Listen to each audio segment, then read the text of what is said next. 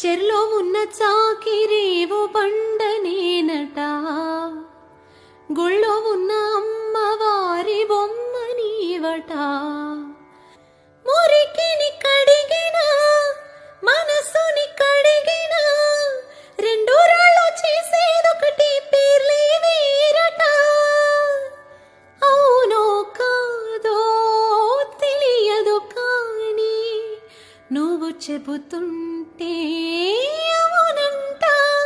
మరి అంతలోనే బొంగమూతి సంగతేంటట.